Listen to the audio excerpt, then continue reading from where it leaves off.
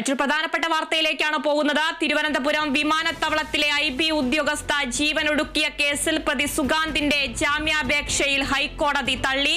Justice Bechu Kurian Thomas അധ്യക്ഷനായ single ബെഞ്ചാണ് ജാമ്യാപേക്ഷ തള്ളിയത്. യുവതിയും സുഗാന്തുമായുള്ള വാട്സ്ആപ്പ് ചാറ്റ് ചോർന്നെന്ന് പ്രതിഭാഗം അഭിഭാഷകൻ.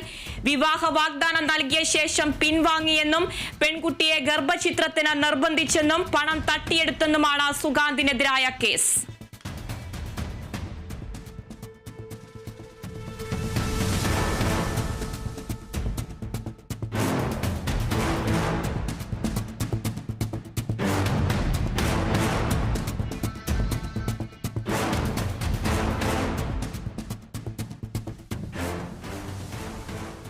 കൊച്ചിയിലെ ബാർ ഹോട്ടൽ ഉടമയെ മരിച്ച നിലയിൽ കണ്ടെത്തി.